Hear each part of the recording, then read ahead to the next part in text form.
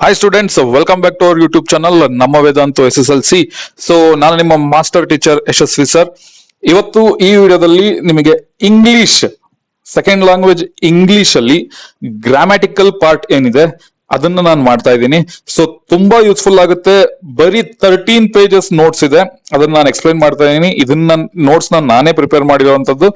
ಈ 13 ಪೇಜಸ್ ಅಲ್ಲಿ ನಿಮಗೆ ಕ್ಲೀನ್ ಆಗಿ ಈ 13 ಪೇಜಸ್ ಕ್ಲೀನ್ ಆಗಿ ಓದ್ಕೊಂಡ್ರೆ ನಿಮಗೆ ಖಂಡಿತವಾಗ್ಲೂ ಮೋರ್ ದೆನ್ 50 ಮಾರ್ಕ್ಸ್ ಪಕ್ಕ. ಓಕೆನಾ? ಯಾವ್ದೇ ಕಾರಣಕ್ಕೂ ವಿಡಿಯೋನ ಸ್ಕಿಪ್ ಮಾಡ್ಬೇಡಿ, ಕೊನೆ ತನಕ ನೋಡಿ. ಈ ವಿಡಿಯೋನ ಶೇರ್ ಮಾಡೋದು ಮಾತ್ರ ಮರಿಬೇಡಿ. First if clause. Okay, first point if clause conditional sentence ಅಂತ ಇದೆ. ಏನು ಇಫ್ ಕ್ಲಾಸ್ ಅಂದ್ರೆ? ಅದು ಕಂಡೀಷನಲ್ ಸೆಂಟೆನ್ಸ್ ಅಂತಾನೆ ಇದೆ. ಇಫ್ ಕ್ಲಾಸ್ ಯೂಸ್ ಮಾಡೋದು ಯಾವಾಗ? ಕಂಡೀಷನ್ ಹಾಕುವಾಗ ಅಂದ್ರೆ ಷರತ್ತು ಹಾಕುವಾಗ ಅದನ್ನ ಯೂಸ್ ಮಾಡ್ತಾರೆ.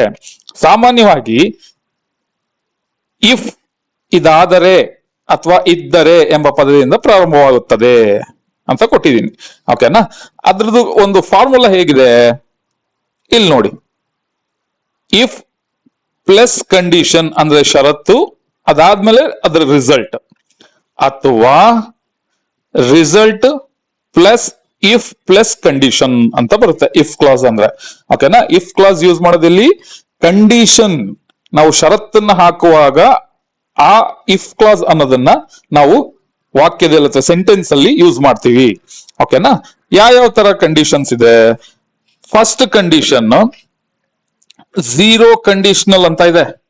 ಏನು? Zero conditional. ಅದರ ಬಳಕೆ ಯಾವಾಗ? ನಾವು ಯಾವಾಗ್ಲೂ ಸತ್ಯದ ವಿಷಯ ಮಾತಾಡ್ತಾ ಇರ್ತೀವಲ್ಲ, ಟ್ರೂ ಸೆಂಟೆನ್ಸ್, ಟ್ರೂ ಲೈನ್ ಹೇಳ್ತೀವಲ್ಲ, ಅವಾಗ ಮಾತ್ರ ಈ ಝೀರೋ ಕಂಡೀಷನಲ್ ನಾವು ಯೂಸ್ ಮಾಡ್ತೀವಿ. ಓಕೆ ನೋಡಿ, ಯಾವಾಗ ನಾವು ಸತ್ಯವಾಗಿರುವ ವಿಷಯಗಳಿಗೆ, ಅಂದ್ರೆ ನಾವು ಯಾವಾಗ ಟ್ರೂ ಲೈನ್ಸ್ ಸತ್ಯ ಮಾತಾಡ್ತಾ ಇರ್ತೀವಲ್ಲ ಅವಾಗ ಈ ಝೀರೋ ಕಂಡೀಷನಲ್ ನ ಯೂಸ್ ಮಾಡ್ತೀವಿ. ಅದ್ರ ಸ್ಟ್ರಕ್ಚರ್ ನೋಡಿ ಹೇಗಿದೆ, ಅಥವಾ ಫಾರ್ಮುಲಾ ಹೇಗಿದೆ ನೋಡಿ. If plus present tense. Okay, if plus present tense. Example ನೋಡ್ತಾ ಹೋಗೋಣ. If you heat water it boils. ನೀವು ನೀರನ್ನು ಕುದಿಸಿದರೆ ಅದು ಕುದಿಯುತ್ತದೆ ಅಂದ್ರೆ ಅದು ಸತ್ಯ. ನಾವು ಹೇಳ್ತಾ ಇರೋದು ಸುಮ್ನೆ ಈಗ ನೀರು ಕುದಿಸ್ಲಿಲ್ಲ ಅಂದ್ರೆ ಅದು ಕುದಿಯುತ್ತೆ ಅಂತ ಹೇಳಕ್ಕಾಗಲ್ಲ. If you don't heat water it will boils ಅಂತ ಹೇಳಕ್ಕಾಗಲ್ಲ. ನೀವು ಹೀಟ್ ಮಾಡಿದ್ರೇನೆ ನೀರು ಕುದಿಯುವಂತದ್ದು. ಓಕೆನಾ? Second example, if it rains the ground gets wet. Rain, ಮಳೆ ಬಂತು ಅಂದ್ರೇನೆ ಭೂಮಿ ವೆಟ್ ಆಗೋದು ಅಥವಾ ಗ್ರೌಂಡ್ ಒದ್ದೆ ಆಗೋದು. ಮಳೆ ಬಂದರೆ ನೆಲ ಒದ್ದೆ ಆಗುತ್ತದೆ. ಮಳೆ ಬರ್ಲಿಲ್ಲ ಅಂದ್ರೆ ನೆಲ ಒದ್ದೆ ಆಗುತ್ತೆ ಅಂತ ಹೇಳಕ್ಕಾಗುತ್ತೆ? ಅದು ಸುಳ್ಳಾಗುತ್ತೆ. ಸೊ ಅದಕ್ಕೆ ಮಳೆ ಬಂದ್ರೇನೆ ನೆಲ ಒದ್ದೆ ಆಗೋದು ಅಥವಾ ಗ್ರೌಂಡ್ ವೆಟ್ ಆಗೋದು ಅಂತ ಹೇಳ್ತೀವಿ. If it rains the ground gets wet. ಅದಕ್ಕೆ ಹೇಳೋದು, ನಾವು ಯಾವಾಗ ಸತ್ಯವನ್ನ ಮಾತಾಡ್ತೀವಿ, ಟ್ರೂ ಲೈನ್ಸ್ ಅಥವಾ ಟ್ರೂ ಸೆಂಟೆನ್ಸ್ ಅಂತ ಹೇಳ್ತೀವಿ, ಅವಾಗ ಝೀರೋ ಕಂಡೀಷನಲ್ ಯೂಸ್ ಮಾಡ್ತೀವಿ. Okay, next first condition. Okay, first condition, listen here. First condition ಭವಿಷ್ಯದಲ್ಲಿ ಸಾಧ್ಯತೆ ಅಂದ್ರೆ ಫ್ಯೂಚರ್ ಅಲ್ಲಿ ಆಗೋ ವಿಷಯಗಳನ್ನ ಮಾತಾಡುವಾಗ ನಾವು ಫಸ್ಟ್ ಕಂಡೀಷನ್ ಸ್ಟೇಟ್ಮೆಂಟ್ ನ ಯೂಸ್ ಮಾಡ್ಕೊಂತೀವಿ. ಓಕೆ, ಇಲ್ಲಿ ನೋಡಿ ಬಳಕೆ ಯಾವಾಗ? ಭವಿಷ್ಯದಲ್ಲಿ ಸಂಭವಿಸುವ ಸಾಧ್ಯತೆ ಇರುವ ಸಂದರ್ಭಗಳಲ್ಲಿ. ಓಕೆ, ಭವಿಷ್ಯದಲ್ಲಿ ಅಂದ್ರೆ ಫ್ಯೂಚರ್ ಅಲ್ಲಿ ಆಗುವಂತ ವಿಷಯಗಳ ಬಗ್ಗೆ ಮಾತಾಡ್ಬೇಕಾದ್ರೆ ನಾವು ಫಸ್ಟ್ ಕಂಡೀಷನಲ್ ಸ್ಟೇಟ್ಮೆಂಟ್ ನ ಯೂಸ್ ಮಾಡ್ತೀವಿ. ಅದ್ರ ಫಾರ್ಮುಲಾ ಅಥವಾ ಸ್ಟ್ರಕ್ಚರ್ ಏನಿದೆ? ಇಫ್ ಪ್ಲಸ್ ಪ್ರೆಸೆಂಟ್ ಟೆನ್ಸ್, ಅದಾದ್ಮೇಲೆ ವಿಲ್ ಪ್ಲಸ್ ವರ್ಬ್ ಯೂಸ್ ಮಾಡ್ತೀವಿ. ಅದು ಹೇಗೆ? ಉದಾಹರಣೆ ನೋಡೋಣ. So if it Reigns I will stay home. If it Reigns ಅಂದ್ರೆ ನಾವೀಗ ಮಾತಾಡ್ತಾ ಇರೋದು ಫಸ್ಟ್ ಕಂಡೀಷನ್ ಅಲ್ಲೂ ಫ್ಯೂಚರ್ ಟೆನ್ಸ್ ಅಂದ್ರೆ ಫ್ಯೂಚರ್ ಅಲ್ಲಿ ಆಗೋ ವಿಷಯಗಳನ್ನ, ಭವಿಷ್ಯದಲ್ಲಿ ಸಂಭವಿಸುವ ವಿಷಯಗಳ ಬಗ್ಗೆ ಮಾತಾಡ್ಬೇಕಾದ್ರೆ ಮಾತ್ರ ನಾವು ಫಸ್ಟ್ ಕಂಡೀಷನ್ ಯೂಸ್ ಮಾಡ್ತೀವಿ. If it Reigns it will stay I will stay home ಅಂದ್ರೆ ಮಳೆ ಬಂದರೆ ನಾನು ಮನೆಯಲ್ಲೇ ಇರುತ್ತೇನೆ. ಬಂದರೆ ನೆನ್ಪಿಟ್ಕೊಳ್ಳಿ, ಫ್ಯೂಚರ್ ಅಂತ ಅಂದ್ರೆ ರೇ, ಕನ್ನಡದಲ್ಲಿ ರೇ ಅಂತ ಯೂಸ್ ಮಾಡ್ತೀವಲ್ಲ. ಬಂದರೆ, ಆದರೆ, ಹೋದ್ರೆ ಅನ್ನೋದು ಅದು ಫ್ಯೂಚರ್ ಟೆನ್ಸ್ ಅಂತ ಹೇಳ್ತೀವಿ. Next example, if you study well you will pass the exam. ನೀವು ಚೆನ್ನಾಗಿ ಓದಿದರೆ ನೀವು ಪರೀಕ್ಷೆಯಲ್ಲಿ ಉತ್ತೀರ್ಣವಾಗುತ್ತೀರಿ. ಅಂದ್ರೆ ಮುಂದೆ ಪರೀಕ್ಷೆ ಇದೆ, ನೀವು ಇವಾಗಿಂದಾನೇ ಚೆನ್ನಾಗಿ ಓದಿದ್ರೆ ಮುಂದೆ ಪರೀಕ್ಷೆಯಲ್ಲಿ ಒಳ್ಳೆ ಮಾರ್ಕ್ಸ್ ಅಥವಾ ಒಳ್ಳೆ ಅಂಕಗಳನ್ನ ಪಡ್ಕೊಂಡು ಉತ್ತೀರ್ಣರಾಗ್ತೀರಿ, ಒಳ್ಳೆ ರ್ಯಾಂಕ್ ತೆಗಿತೀರಿ ಅಂತ ಹೇಳ್ತಾ ಇದಾರೆ. ಅಂದ್ರೆ ಮುಂದೆ ಇರೋ ಎಕ್ಸಾಮ್ ಅಂದ್ರೆ ಫ್ಯೂಚರ್. ಸೊ ಅದ್ರ ಬಗ್ಗೆ ಹೇಳುವಾಗ, ಫ್ಯೂಚರ್ ಸೆಂಟೆನ್ಸ್ ಬಗ್ಗೆ ಹೇಳುವಾಗ ಫಸ್ಟ್ ಕಂಡೀಷನಲ್ ಸ್ಟೇಟ್ಮೆಂಟ್ ನ ನಾವು ಯೂಸ್ ಮಾಡ್ತೀವಿ, ನೆನ್ಪಿಟ್ಕೊಳ್ಳಿ. ಓಕೆನಾ? ನೆಕ್ಸ್ಟ್ ಸೆಕೆಂಡ್ ಕಂಡೀಷನಲ್ ಅಂದ್ರೆ ಒಂದು ಇಮ್ಯಾಜಿನರಿ ಸೆಂಟೆನ್ಸ್ ಹೇಳ್ಬೇಕಾದ್ರೆ, ಕಲ್ಪಿತ ಅಂದ್ರೆ ಇಮ್ಯಾಜಿನರಿ ಅಂದ್ರೆ ಒಂದು ಕಲ್ಪನೆ ಮಾಡ್ಕೊಂಡು ಮಾತಾಡ್ತಾ ಇರ್ತೀವಲ್ಲ, ಆ ಸೆಂಟೆನ್ಸ್ ನ ಮಾತಾಡ್ಬೇಕಾದ್ರೆ ಸೆಕೆಂಡ್ ಕಂಡೀಷನಲ್ ಸ್ಟೇಟ್ಮೆಂಟ್ ನ ನಾವು ಯೂಸ್ ಮಾಡ್ತೀವಿ. ಕಲ್ಪನೆ, ಕಲ್ಪಿತ, ಅಸಾಧ್ಯ ಪರಿಸ್ಥಿತಿ, ವರ್ತಮಾನ. ಓಕೆನಾ? ನೆನ್ಪಿಟ್ಕೊಳ್ಳಿ, ಸೆಕೆಂಡ್ ಕಂಡೀಷನಲ್ ಏನು, ಒಂದು ಅಸಾಧ್ಯ ಪರಿಸ್ಥಿತಿ ಅಂದ್ರೆ ನಾವು ಗೆಸ್ ಮಾಡ್ತಾ ಇರ್ತೀವಿ, ಅನ್ಕೋತಾ ಇರ್ತೀವಿ, ಮುಂದೆ ನನಗೇನಾದ್ರು ಒಂದು ದುಡ್ಡು ಸಿಕ್ಕಿದ್ರೆ, ಇವಾಗ ನನಗೆ ದುಡ್ಡು ಸಿಕ್ಕಿದ್ರೆ ನಾನು ತುಂಬಾ ಶ್ರೀಮಂತನಾಗ್ತೀನಿ ಅಂತ.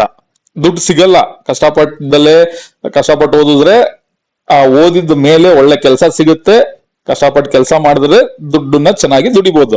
ಬಟ್ ನಾವೇನ್ ಮಾಡ್ತೀವಿ ಕೆಲವೊಂದ್ಸಲ, ಅಯ್ಯೋ ಇವಾಗ ಕೂತ್ಕೊಂಡಾಗ, ಇವಾಗ ನನಗೆ ದುಡ್ಡು ಸಿಕ್ಕಿದ್ರೆ ನಾನು ಶ್ರೀಮಂತನಾಗ್ಬಿಡ್ತೀನಿ, ಸಿಕ್ಕಿದ್ರೆ ಅಂದ್ರೆ ಆಗದೇ ಇರೋ ಕೆಲಸಗಳನ್ನ ಮಾತಾಡ್ತೀವಲ್ಲ, ಇಮ್ಯಾಜಿನ್ ಮಾಡ್ಕೊಂಡು, ಅವಾಗ ಸೆಕೆಂಡ್ ಕಂಡೀಷನಲ್ ನ ನಾವು ಯೂಸ್ ಮಾಡ್ತೀವಿ.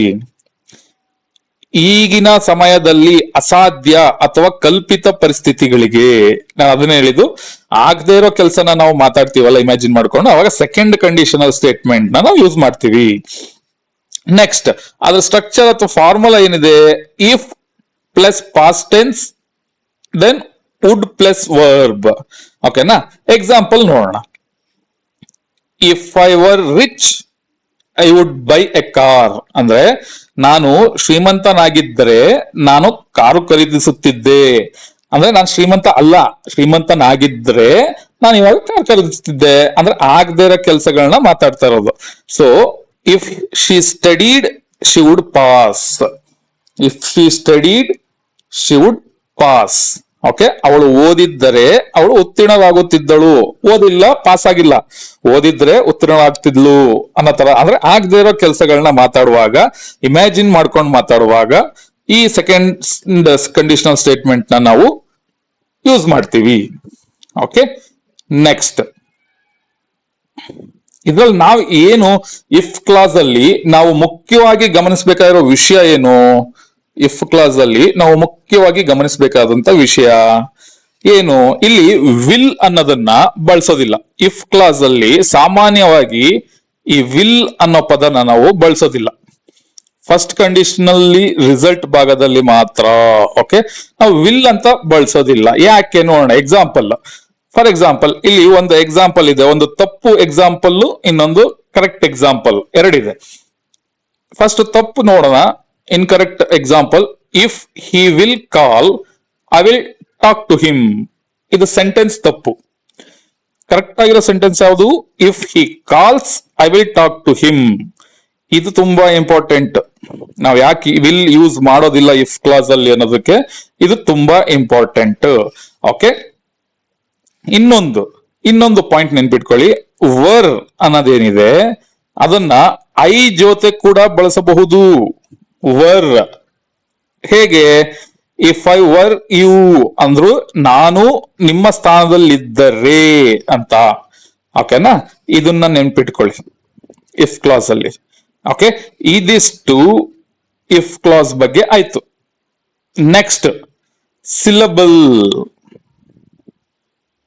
ಓಕೆ, ಸಿಲಬಲ್ ಅಂದ್ರೆ ಏನು ನೋಡೋಣ. ಸಿಲಬಲ್ ಅಂದ್ರೆ ಒಂದು ಪದವನ್ನು ಉಚ್ಚರಿಸುವಾಗ ಬರುವ ಒಂದು ಧ್ವನಿ ಘಟಕ. ಅದ್ರ ಬಗ್ಗೆ ಎಕ್ಸಾಂಪಲ್ ಕೊಡ್ತೀನಿ. ಓಕೆ, ಒಂದು ಧ್ವನಿ ಘಟಕ. ಈಗ ನಿಮಗೆ ಕ್ವಶನ್ ಕೇಳ್ಬಿಟ್ಟು ಇದರಲ್ಲಿ ಎಷ್ಟು ಸಿಲಬಲ್ ಇದೆ ಅಂತ ಕೇಳ್ತಾನೆ. ಓಕೆ, ತುಂಬಾ ಸಿಂಪಲ್ ಆಗಿ ಹೇಳ್ಬೇಕಂದ್ರೆ ನಾನೀಗ ಇಂಗ್ಲಿಷ್ ಎಕ್ಸ್ಪ್ಲೈನ್ ಮಾಡ್ಬೇಕಾದ್ರೆ ಕನ್ನಡ ವರ್ಡ್ಸ್ ಕೂಡ ಇನ್ಕ್ಲೂಡ್ ಮಾಡಿದ್ದೀನಿ. ಯಾಕೆ ಅಂದ್ರೆ ಎಲ್ಲಾರ್ಗೂ ಅರ್ಥ ಆಗ್ಲಿ, ಇಂಗ್ಲಿಷ್ ಮೀಡಿಯಂ ಅವ್ರಿಗೂ ಅರ್ಥ ಆಗ್ಲಿ, ಕನ್ನಡ ಮೀಡಿಯಂ ಅವ್ರಿಗೂ ಅರ್ಥ ಆಗ್ಲಿ. ಇಂಗ್ಲಿಷ್ ಮೀಡಿಯಂ ಮಕ್ಕಳಿಗೂ ಈ ಕನ್ನಡದಿಂದ ಓದೋದ್ರಿಂದ, ಕನ್ನಡ ಎಕ್ಸಾಂಪಲ್ ಅಥವಾ ಕನ್ನಡ ಎಕ್ಸ್ಪ್ಲನೇಷನ್ ಓದೋದ್ರಿಂದ ನಿಮಗೂ ತುಂಬಾ ಚೆನ್ನಾಗಿ ಇಂಗ್ಲಿಷ್ ಅರ್ಥ ಆಗುತ್ತೆ, ಗ್ರಾಮರ್. ಓಕೆನಾ? ಕನ್ನಡ ಮೀಡಿಯಂ ಮತ್ತೆ ಇಂಗ್ಲಿಷ್ ಮೀಡಿಯಂ ಎಲ್ಲ ಮಕ್ಕಳಿಗೂ, ಕನ್ನಡ ಮತ್ತೆ ಇಂಗ್ಲಿಷ್ ಮೀಡಿಯಂ ಎಲ್ಲ ಸ್ಟೂಡೆಂಟ್ಸ್ಗೂ ಹೆಲ್ಪ್ ಆಗ್ಲಿ ಅಂತ ನಾನು ಈ ತರ ಕಾನ್ಸೆಪ್ಟ್ಸ್ ನ ತಂದಿದ್ದೀನಿ. ಓಕೆನಾ? ಇನ್ನು ತುಂಬಾ ಸಿಂಪಲ್ ಆಗಿ ಹೇಳ್ಬೇಕಂದ್ರೆ, ಒಂದು ಉಸಿರಿನಲ್ಲಿ ಹೇಳಬಹುದಾದ ಧ್ವನಿ ಭಾಗ ಅದು ಒಂದು ಸಿಲಬಲ್ ಅಂತ ಹೇಳ್ತೀವಿ. ಅದು ಯಾವ್ದಾವ್ದು ನೋಡೋಣ. ಸಿಲಬಲ್ ನ ಹೇಗೆ ಗುರುತಿಸಬೇಕು? How to find the syllable? ನೋಡಿ, ಸಾಮಾನ್ಯವಾಗಿ ಒಂದು ಓವೆಲ್ ಸೌಂಡ್ ಅಂದ್ರೆ ಸ್ವರಧ್ವನಿ, ಒಂದು ಓವೆಲ್ ಸೌಂಡ್ ಇದ್ದರೆ ಅದು ಒಂದು ಸಿಲಬಲ್ ಆಗಿರುತ್ತದೆ. ಎಕ್ಸಾಂಪಲ್ ನೋಡೋಣ. ಈಗ ಕ್ಯಾಟ್, ಇದು ಒಂದು ಸಿಲಬಲ್ ಅಂತ ಹೇಳ್ತೀವಿ, ಒಂದೇ ಧ್ವನಿ ಇರೋದು. ಕರೆಕ್ಟಾ? ನೆಕ್ಸ್ಟ್ ಟೇಬಲ್, ಇದು ಎರಡು ಸಿಲಬಲ್ ಇದೆ. ಯಾಕೆ? ಟಿ ಎ ಒಂದು ಉಚ್ಚಾರ, ಬಿ ಎಲ್ ಇ ಎರಡನೇ ಉಚ್ಚಾರ, ಅಂದ್ರೆ ಎರಡನೇ ಧ್ವನಿ. ಟೇಬಲ್ ಅಂತ ಅಂತೀವಿ, ಹಾಗಾಗಿ ಇದು ಎರಡು ಸಿಲಬಲ್. ಟೀಚರ್, ಇದು ಕೂಡ ಎರಡು ಸಿಲಬಲ್. ಯಾಕೆ? ಟಿ ಒಂದು ಧ್ವನಿ ಅಥವಾ ಒಂದು ವರ್ಡ್, ಇನ್ನೊಂದು ಚರ್ ಅನ್ನೋದು ಇನ್ನೊಂದು. ಸೊ ಎರಡು, ಟೀಚರ್ ಅನ್ನೋದಕ್ಕೆ ಎರಡು ಸಿಲಬಲ್. ಬ್ಯೂಟಿಫುಲ್ ಅನ್ನೋದೊಂದು ಎಕ್ಸಾಂಪಲ್ ಇದೆ, ಅದು ಮೂರು ಸಿಲಬಲ್ ಇದೆ. ಹೆಂಗೆ? ಬ್ಯೂಟಿಫುಲ್, ಮೂರು ಧ್ವನಿ ಇದೆ. ಓಕೆನಾ? ಅದಕ್ಕೆ ಮೂರು ಸಿಲಬಲ್ ಇದೆ. ಎಜುಕೇಶನ್ ನಾಲ್ಕು ಸಿಲಬಲ್. ಯಾಕೆ? ಎ ಜು ಕೆ ಶನ್ ನಾಲ್ಕು ಧ್ವನಿ ಇದೆ, ಅದಕ್ಕೆ ನಾಲ್ಕು ಸಿಲಬಲ್. ಸೊ ಇದು ತುಂಬಾ ಇಂಪಾರ್ಟೆಂಟ್. ನಿಮಗೆ ಸಿಲಬಲ್ ಸಿಂಪಲ್ ಆಗಿ ಎಕ್ಸ್ಪ್ಲೈನ್ ಮಾಡಿದ್ದೀನಿ. ಸಿಲಬಲ್ ಹೇಗೆ ಫೈಂಡ್ ಔಟ್ ಮಾಡಬೇಕು, ಇದ್ರ ಮೇಲೂ ನಿಮಗೆ ಕ್ವಶನ್ ಬಂದೇ ಬರುತ್ತೆ. Okay, next infinitive. ಇನ್ಫಿನಿಟಿವ್ ಅಂತ ಅಂದ್ರೆ ಏನು? What is infinitive? Listen here. An infinitive is the basic form of verb usually appearing as 2 plus verb.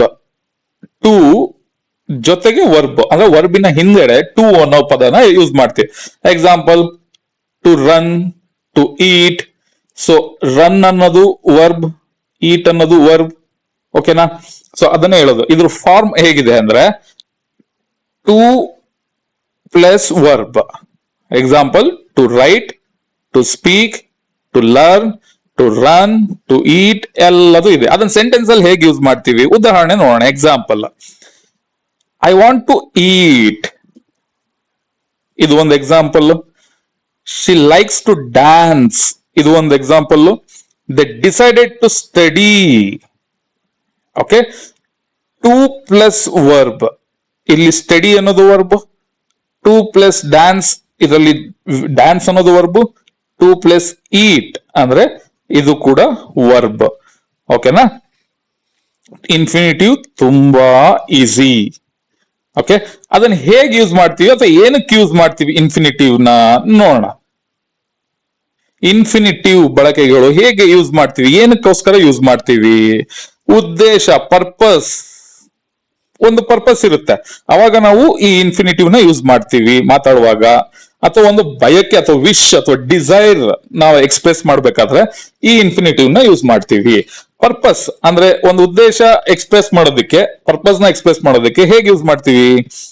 I went to the market to buy vegetables. ಅಂದ್ರೆ ಅಲ್ಲಿ ನಾನು ಮಾರ್ಕೆಟಿಗೆ ಹೋಗಿರೋ ಉದ್ದೇಶ ಏನು, ಪರ್ಪಸ್ ಏನು?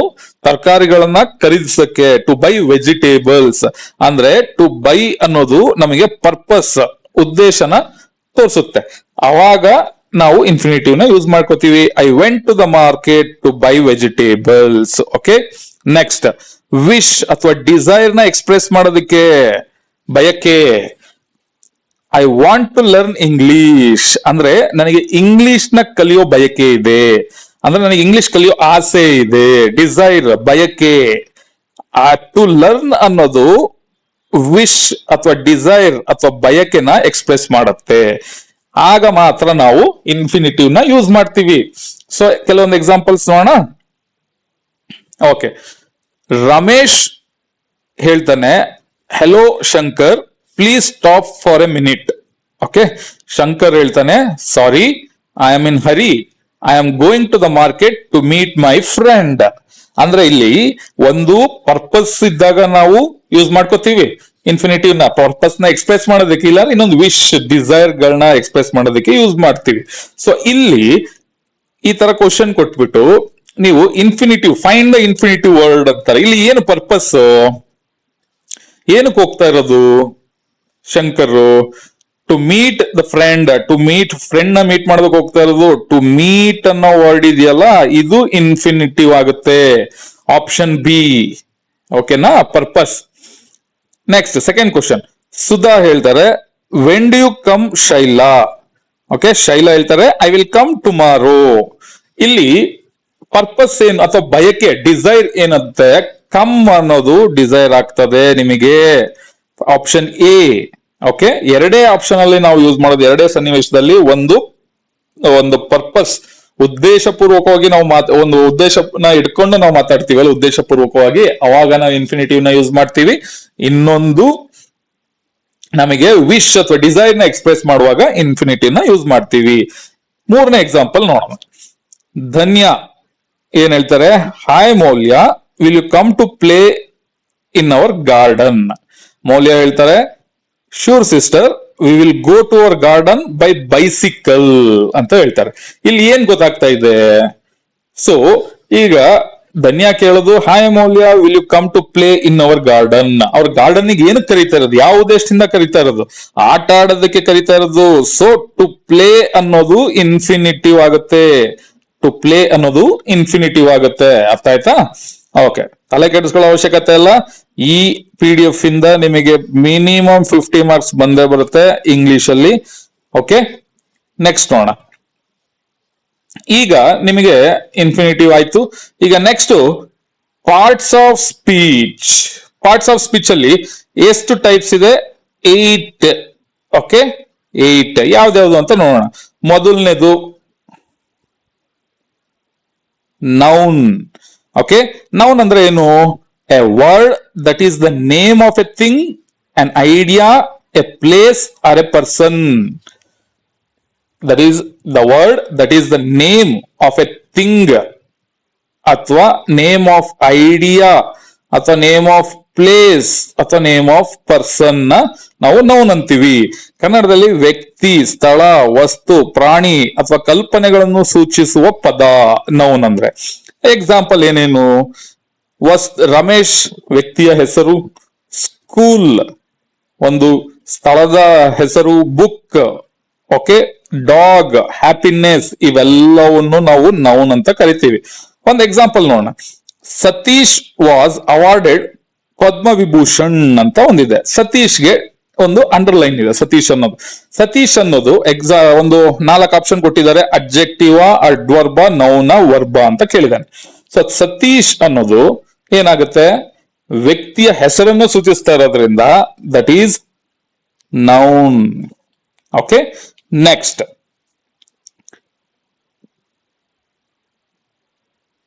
ಪ್ರನೌನ್. ಇದು ಎರಡನೇ ವಿಧ. ಓಕೆ, ಪಾರ್ಟ್ಸ್ ಆಫ್ ಸ್ಪೀಚ್ ಅಲ್ಲಿ ಎರಡನೇ ಟೈಪ್.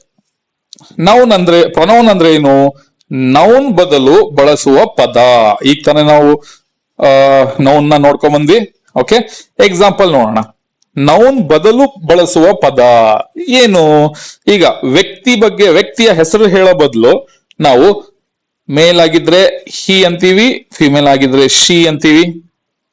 ಅಥವಾ ನಾವೆಲ್ಲರ ಬಗ್ಗೆ ಮಾತಾಡ್ಬೇಕಾದ್ರೆ ಕೆಲವೊಂದು ಸಂದರ್ಭದಲ್ಲಿ ಇಟ್ ಅಂತ ಯೂಸ್ ಮಾಡ್ತೀವಿ, ದೇ, ವಿ ಅಂತ ಎಲ್ಲ ಯೂಸ್ ಮಾಡ್ತೀವಿ. ಇದನ್ನ ನೌನ್ ಬದಲು ಬಳಸುವಂತ ಪದಗಳು, ಅದನ್ನ ಪ್ರನೌನ್ ಅಂತ ಅಂತೀವಿ.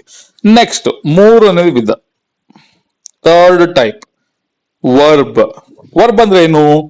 A word that describes an action, state or occurrence.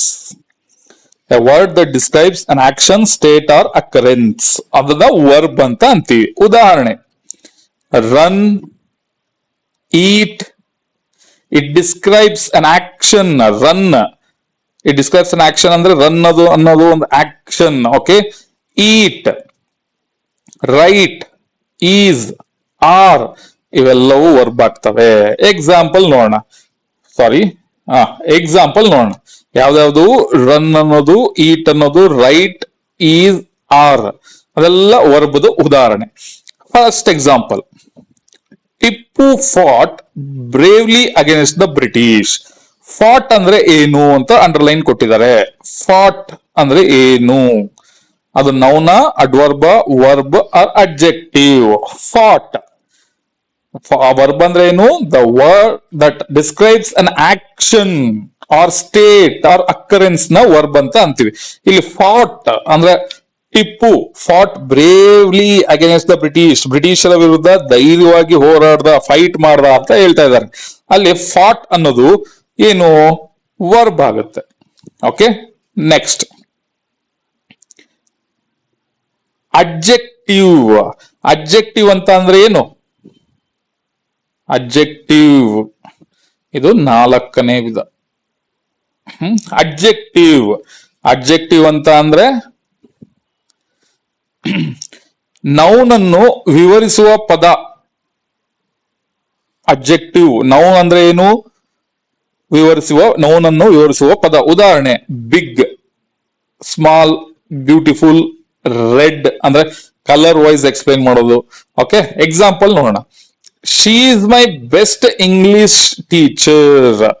ಈ ಒಂದು ಸೆಂಟೆನ್ಸ್ ಅಲ್ಲಿ, ಎಕ್ಸಾಂಪಲ್ ಅಲ್ಲಿ ಯಾವುದು ನೌನ್?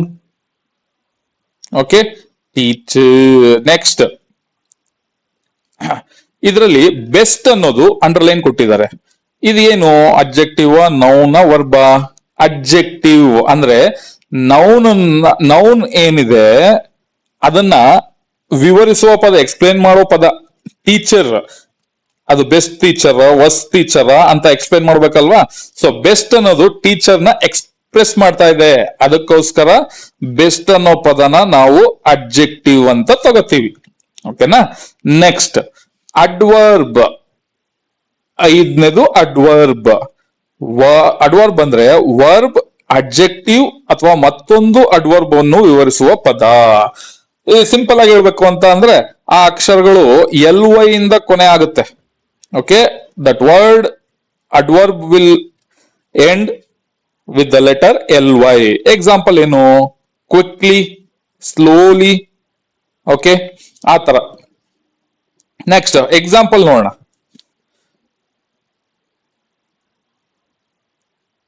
ಏನು ಎಕ್ಸಾಂಪಲ್ ಇದು? ಅಡ್ವರ್ಬ್ದು. ಯಾವ ತರ? ಕ್ವಿಕ್ಲಿ, ಸ್ಲೋಲಿ, ಈ ತರದೆಲ್ಲ LY ಇಂದ ಎಂಡ್ ಆಗುವಂತ ಅಕ್ಷರಗಳನ್ನ ಅಡ್ವರ್ಬ್ ಅಂತ ಹೇಳ್ತೀವಿ. Example, Swami's father sat gloomily. ಈ ಗ್ಲೂಮ್ಲಿ ಅನ್ನೋದನ್ನ ಅಂಡರ್ಲೈನ್ ಮಾಡಿದ್ದಾರೆ. ಇದು ಎಂಡ್ ಆಗಿರೋದು ಯಾವ ಪದದಿಂದ? LY. ಸೊ ಅದು ಏನಾಗುತ್ತೆ? ಅಡ್ವರ್ಬ್ ಆಗುತ್ತೆ. ಓಕೆ. ನೆಕ್ಸ್ಟ್, 6ನೇದು ಪ್ರಿಪೋಸಿಷನ್. ಪ್ರಿಪೋಸಿಷನ್ ಅಂತ ಅಂದ್ರೆ ನೌನ್ ಅಥವಾ ಪ್ರೊನೌನ್ ಜೊತೆ ಸಂಬಂಧವನ್ನು ತೋರಿಸುವ ಪದ. ನೌನ್ ಮತ್ತೆ ಪ್ರೊನೌನ್ ನ ಯೂಸ್ ಮಾಡ್ತೀವಲ್ಲ ಸೆಂಟೆನ್ಸ್ ಅಲ್ಲಿ, ಅದ್ರ ಮಧ್ಯ ಸಂಬಂಧಗಳನ್ನ ಈಗ ಒಂಥರ ಸೇತುವೆ ತರ ಯೂಸ್ ಮಾಡುವಂತದ್ದನ್ನ ಪ್ರಿಪೋಸಿಷನ್ ಅಂತ ಅಂತೀವಿ. ಅದು ಯಾವ್ಯಾವು preposition? In, on, under, at, ಈ ತರ ಕೆಲವೊಂದು ಎಕ್ಸಾಂಪಲ್ ಪ್ರಿಪೋಸಿಷನ್ ನ. ಸೊ ಈಗ ನೋಡೋಣ. ಪ್ರಿಪೋಸಿಷನ್ ಆಫ್ ಪ್ಲೇಸ್ ಅಂತ ಒಂದು ಎಕ್ಸಾಂಪಲ್ ಇದೆ. ಓಕೆ, ಆನ್ ಅನ್ನೋದನ್ನ ಹೇಗೆ ಯೂಸ್ ಮಾಡ್ತೀವಿ? The keys are on the counter, ಅಂದ್ರೆ ಕೌಂಟರ್ ಅಲ್ಲಿ ದ ಕೀಗಳು ಇದಾವೆ ಅನ್ನೋದನ್ನ. ಓಕೆ, ಇನ್ ಅನ್ನೋದನ್ನ ಹೇಗೆ ಯೂಸ್ ಮಾಡ್ತೀವಿ? She is sitting in the car. Okay, she is sitting in the car. Under ಅನ್ನೋದನ್ನ ಹೆಂಗೆ ಯೂಸ್ ಮಾಡ್ತೀವಿ? The cat is under the bed, ಅಂದ್ರೆ ಹಾಸಿಗೆ ಕೆಳಗೆ ಬೆಕ್ಕು ಇದೆ ಅನ್ನೋ ತರ. ಓಕೆ, ಪ್ರಿಪೋಸಿಷನ್ ಟೈಮ್ ನ ಎಕ್ಸ್ಪ್ರೆಸ್ ಮಾಡ್ಬೇಕಾದ್ರೆ ಪ್ರಿಪೋಸಿಷನ್ ಯಾವ ತರ ಯೂಸ್ ಮಾಡ್ತೀವಿ? ಅಟ್ ಅನ್ನೋ ಪ್ರಿಪೋಸಿಷನ್ ನ ಯೂಸ್ ಮಾಡ್ತೀವಿ. ಹೇಗೆ? The meeting starts at 5 p.m. ಅಥವಾ the meeting ends, the meeting starts at 6 p.m. 7 p.m. ಅಂತ ಟೈಮ್ ನ ಎಕ್ಸ್ಪ್ರೆಸ್ ಮಾಡ್ಬೇಕಾದ್ರೆ ಅಟ್ ಅನ್ನೋ ಪ್ರಿಪೋಸಿಷನ್ ನ ಯೂಸ್ ಮಾಡ್ತೀವಿ. ದೆನ್ ಡೈರೆಕ್ಷನ್ ಹೇಳ್ಬೇಕಾದ್ರೆ ಡೈರೆಕ್ಷನ್ ಅನ್ನೋದನ್ನ ಯೂಸ್ ಮಾಡ್ಬೇಕಾದ್ರೆ ಪ್ರಪೋಸಿಷನ್ ಏನ್ ಯೂಸ್ ಮಾಡ್ತೀವಿ? ಟು.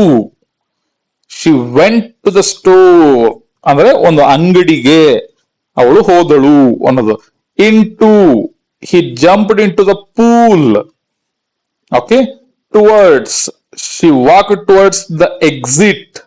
ಸೊ ಇದನ್ನೆಲ್ಲ ಡೈರೆಕ್ಷನ್, ಒಂದು ಪ್ಲೇಸ್, ಒಂದು ಟೈಮ್ ನ ಎಕ್ಸ್ಪ್ರೆಸ್ ಮಾಡೋ ಪ್ರಪೋಸಿಷನ್, ಇನ್ನೊಂದು ಡೈರೆಕ್ಷನ್ ಅಥವಾ ಮೂವ್ಮೆಂಟ್ ಎಕ್ಸ್ಪ್ರೆಸ್ ಮಾಡೋ ಪ್ರಿಪೋಸಿಷನ್. ಓಕೆ.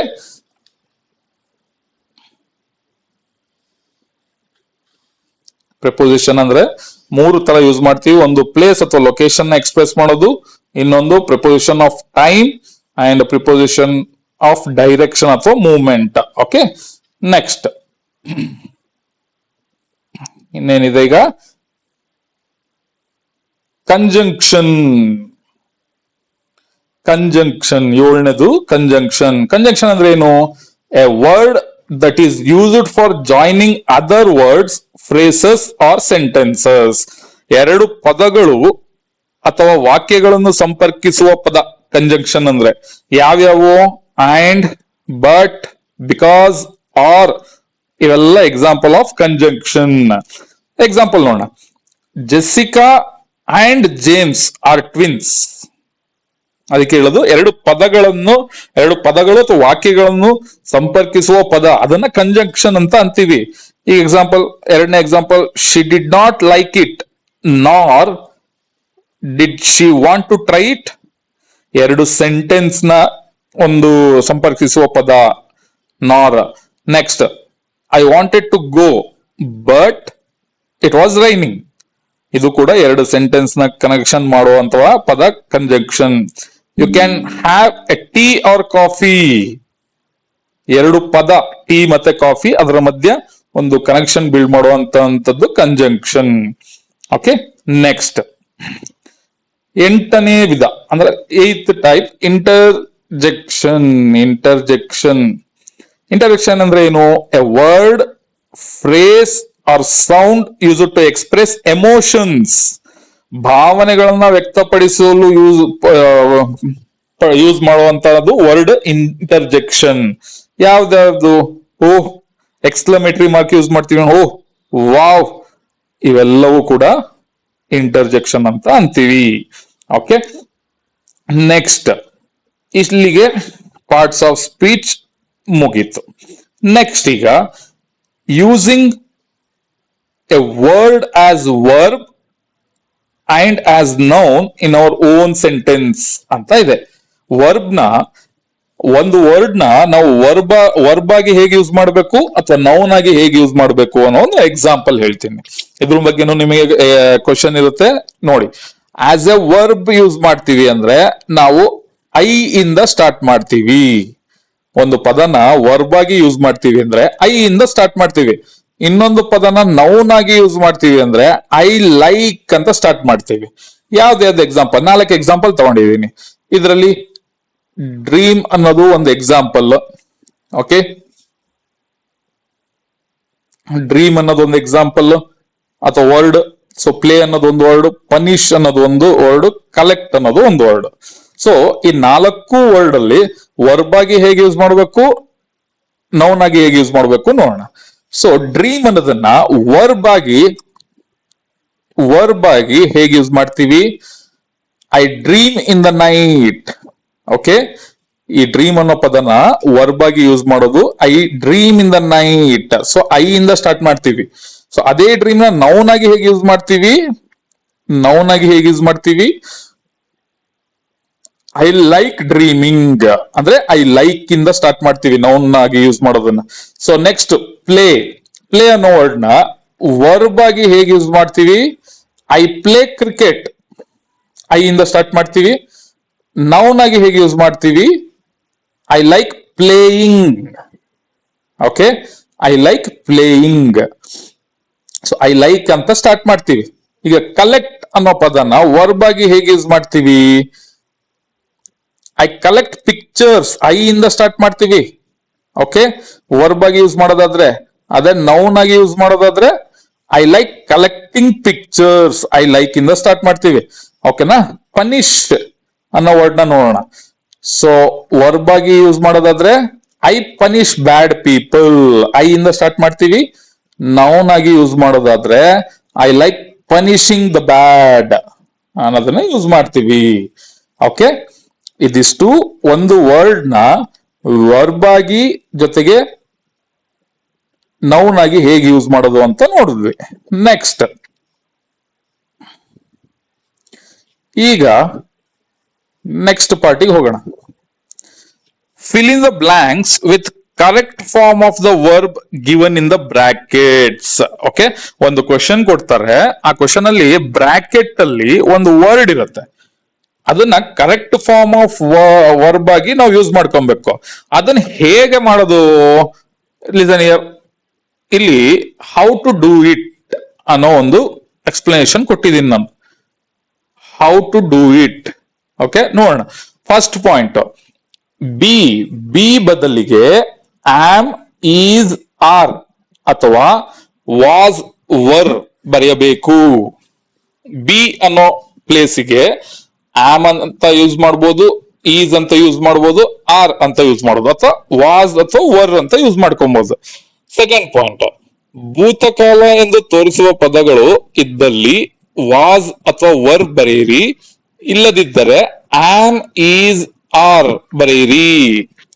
ಓಕೆ, ಭೂತಕಾಲ ಎಂದು ತೋರಿಸುವ ಪದಗಳು ಇದ್ದಲ್ಲಿ ವಾಸ್, ವರ್ ಬರೆಯಿರಿ. ಇಲ್ಲದಿದ್ದರೆ ಆಮ್, ಈಸ್, ಆರ್. ವಾಸ್ ಅಂತ ಅಂದ್ರೆ ಭೂತಕಾಲ ಅಂದ್ರೆ ಪಾಸ್ಟ್. ಓಕೆ, ಅದಿದ್ದಾಗ ವಾಸ್, ವರ್ ಯೂಸ್ ಮಾಡ್ಕೊಳ್ಳಿ. ಇಲ್ಲಾಂದ್ರೆ ಆಮ್, ಈಸ್, ಆರ್ ನ ಯೂಸ್ ಮಾಡ್ಕೊಳ್ಳಿ. ನೆಕ್ಸ್ಟ್ ಥರ್ಡ್ ಪಾಯಿಂಟ್, ಕ್ರಿಯಾಪದಕ್ಕೆ ING ಸೇರಿಸಿ. ಕ್ರಿಯಾಪದಕ್ಕೆ ING ಸೇರಿಸಿ. Listen here. ಫಸ್ಟ್ ಎಕ್ಸಾಂಪಲ್ ನೋಡೋಣ. ಫಸ್ಟ್ ಎಕ್ಸಾಂಪಲ್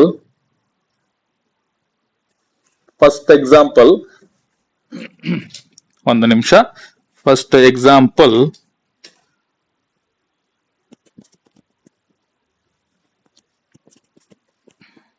ಈಗ ನೋಡಿ. ಫಸ್ಟ್ ಎಕ್ಸಾಂಪಲ್ ಏನಿದೆ, ರಾಮು ಓಕೆ ಡ್ಯಾಶ್ ಅಂತ ಕೊಟ್ಟಿದ್ದಾನೆ. ಬ್ರಾಕೆಟ್ ಅಲ್ಲಿ ಬಿ ಪ್ಲಸ್ ಟೆಲ್, ಈಗ ರೆಡ್ ಕಲರ್ ಅಲ್ಲಿ ಏನಿದೆ ಅದು ಬಿ ಪ್ಲಸ್ ಟೆಲ್. ಅದಾದ್ಮೇಲೆ a beautiful story yesterday. Okay, ಅಂದ್ರೆ ಇದನ್ನ ನಾವು ಹೇಗೆ ಕರೆಕ್ಟ್ ಬಿ ಪ್ಲಸ್ ಟೆಲ್ ಅನ್ನೋದನ್ನ ಕರೆಕ್ಟ್ ಫಾರ್ಮ್ ಆಫ್ ವರ್ಬ್ ಹೇಗೆ ಇದ್ ಮಾಡ್ಕೊಳ್ಳೋದು ನೋಡಿಲಿ. Ramu was telling a beautiful story yesterday. Yesterday, ಈಗ ನಾನು ಹೇಳಿದೆ ಭೂತಕಾಲ ಇದ್ದಾಗ ವಾಸ್ ಅಥವಾ ವರ್ ಯೂಸ್ ಮಾಡಬೇಕು, ಅಂದ್ರೆ ಪಾಸ್ಟ್ ಟೆನ್ಸ್ ಇದ್ದಾಗ. ಸೊ ಎಸ್ಟರ್ಡೇ ಅನ್ನೋದು ಪಾಸ್ಟ್. ಸೊ ಅವಾಗ ನಾವು ವಾಸ್ ಅಥವಾ ವರ್ ಯೂಸ್ ಮಾಡಬೇಕು. ಸೊ ಇಲ್ಲಿ Ramu was telling a beautiful story yesterday ಅಂತ ಯೂಸ್ ಮಾಡ್ತಾ ಇದೀವಿ. ಓಕೆನಾ? ನೆಕ್ಸ್ಟ್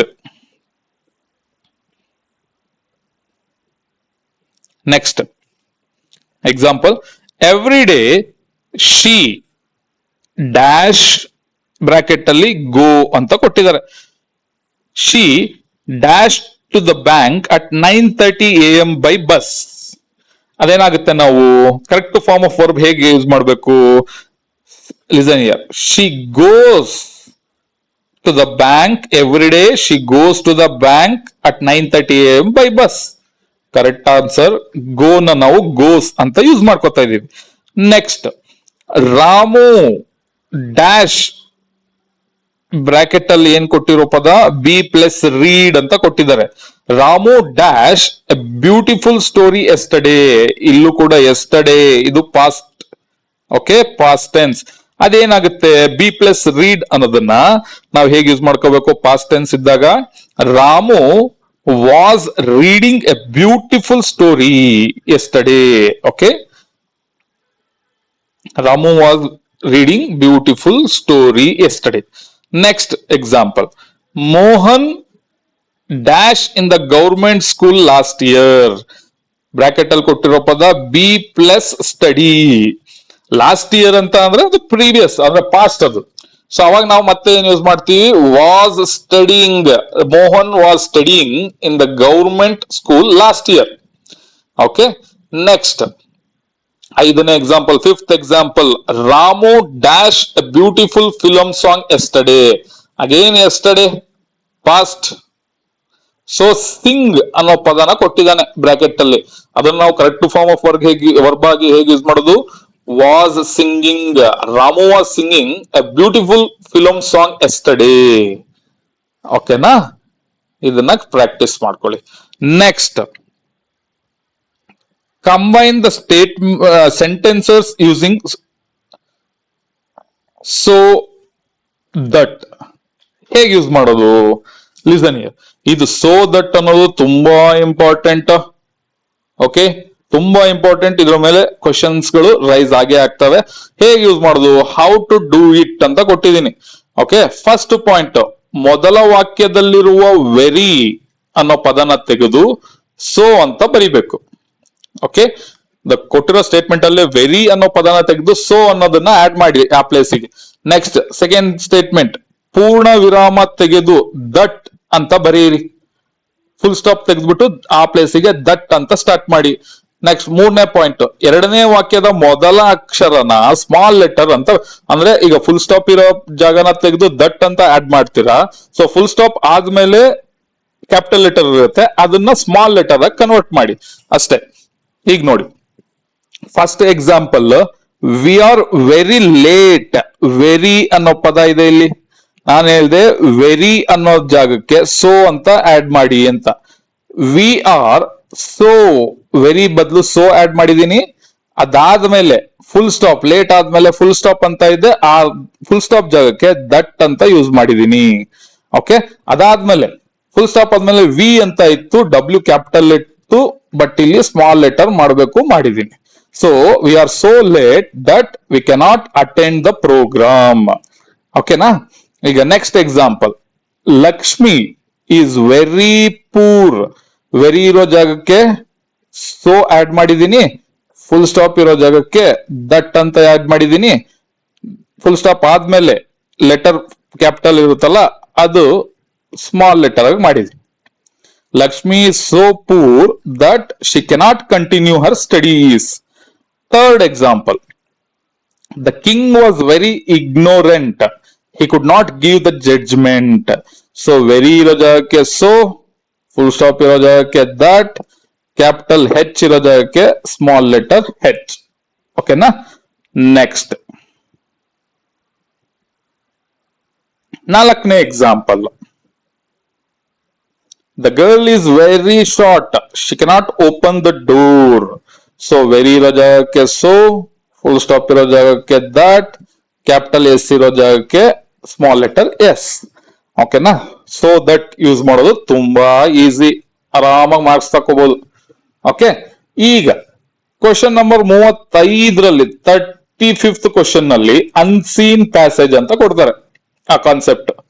ಓಕೆ, ಲಿಸನ್, ಅದನ್ನ ಹೇಗೆ ಸಾಲ್ವ್ ಮಾಡಬೇಕು? How to do this? Okay,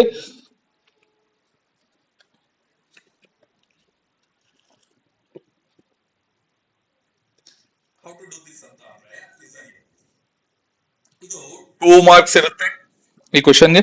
2 ಅಂಕದ 2 ಪ್ರಶ್ನೆಗಳು ಇರ್ತವೆ. 4 ಮಾರ್ಕ್ಸ್ ಈಸಿಯಾಗಿ ತಗೋಬಹುದು, ಯಾವುದೇ ತರದ ತೊಂದರೆ ಇರಲ್ಲ. ಎ ಬಿ ಎಂದು ಸ್ಪಷ್ಟವಾಗಿ ಬರೆದು ಉತ್ತರಿಸಿ. ಅಂದ್ರೆ ಒಂದು ಪ್ಯಾಸೇಜ್ ಕೊಡ್ತಾರೆ, ಅದರಲ್ಲಿ 2 ಕ್ವಶನ್ ಕೊಡ್ತಾರೆ. ಒಂದು ಕ್ವಶನ್ಗೆ 2 ಮಾರ್ಕ್ಸ್, ಅಂದ್ರೆ 2 ಮಾರ್ಕ್ಸ್. ಓಕೆ, ಇಡೀ ಪ್ಯಾಸೇಜ್ ಅನ್ನು ಉತ್ತರವಾಗಿ ಬರೆಯಬೇಡಿ. ಆ ಪ್ಯಾಸೇಜ್ ಕೊಟ್ಟಿರ್ತಾರೆ, ಕೆಲವರು ಅದನ್ನೇ ಮತ್ತೆ ತಿರ್ಗಾ ಮುರ್ಗ ಬರೆದಿರ್ತಾರೆ, ಅದಕ್ಕೆ ಮಾರ್ಕ್ಸ್ ಕೊಡಲ್ಲ. ಪ್ರಶ್ನೆಯಲ್ಲಿನ ಪದಗಳನ್ನು ಪ್ಯಾಸೇಜ್ ನಲ್ಲಿ ಹುಡುಕಿ, ನಮಗೆ ಕ್ವಶನ್ ಕೇಳಿರ್ತಾರಲ್ವಾ, ಆ ಕ್ವಶನ್ ನಲ್ಲಿ ಕೇಳಿರೋ ವರ್ಡ್ ಪ್ಯಾಸೇಜ್ ಅಲ್ಲಿ ಇರುತ್ತೆ. ಆ ಪ್ಯಾಸೇಜ್ ಹಿಂದಿಂದು ಅಥವಾ ಮುಂದಿಂದು 2-3 ಸೆಂಟೆನ್ಸ್ ನಾವು ಉತ್ತರವಾಗಿ ಬರೀಬೇಕು.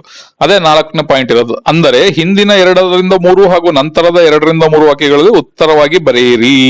Okay, listen here. ಏನ್ ಕೊಟ್ಟಿದ್ದಾರೆ? Sunita was A Young girl. She lived with her family in a village which was near the forest. One day when she was sleeping, she was suddenly woken up by a loud sound. As she listened carefully, she realized that it was the roar of leopard. People in the nearby huts too had heard the roar. They started to scream and shout. They locked their doors and shut the windows. Sunita was a clever girl. She crept quietly to the back and she crept quietly to the back door and picked up a hen from the yard. She walked towards the leopard and threw the hen towards it. The hungry leopard took the hen and ran into the forest. When the people realized that the leopard had gone, they came out of their houses and praised Sunita for her bravery. ಓಕೆನಾ? ಈಗ ಎರಡು question ಕೇಳಿದಾನೆ. Why did the people lock the doors and shut the window? ಇದೇ red colour ಅಲ್ಲಿ ಕೊಟ್ಟಿರೋ passage ಅಲ್ಲಿ mark ಮಾಡಿದೀನಿ. ಇಲ್ಲಿದೆ ನೋಡಿ, locked their doors and shut their windows. ಯಾಕೆ? ಈ ಕ್ವಶನ್ ಅಲ್ಲಿ ಕೇಳಿರೋ ವರ್ಡ್ ಆ ಪ್ಯಾಸೇಜ್ ಅಲ್ಲಿ ಹುಡುಕಿದಾಗ ಅದ್ರ ಹಿಂದೆ ಅಥವಾ ಮುಂದಿನ 2-3 ಸೆಂಟೆನ್ಸ್ ಅಲ್ಲಿ ನಮಗೆ ಆನ್ಸರ್ ಸಿಕ್ಬಿಡುತ್ತೆ. ಸೊ ಇಲ್ಲಿ Y did the people lock the doors and shut the Windows. So ಇಲ್ಲಿದೆ ನೋಡಿ, ಒನ್ ಡೇ ಅಂತ ಇಲ್ಲಿ ಸ್ಟಾರ್ಟ್ ಆಗುತ್ತೆ. ಸೊ ಇಲ್ಲಿಂದ ಒನ್ ಡೇ ಅಂತ ಸ್ಟಾರ್ಟ್ ಆಗುತ್ತಲ್ಲ, ಇಲ್ಲಿಂದ ನಮಗೆ ಆನ್ಸರ್ ಸಿಗುತ್ತೆ ಇಲ್ಲಿ ಇದಕ್ಕೆ ಬರೆಯಕ್ಕೆ ಕ್ವಶನ್ಗೆ. ಓಕೆನಾ?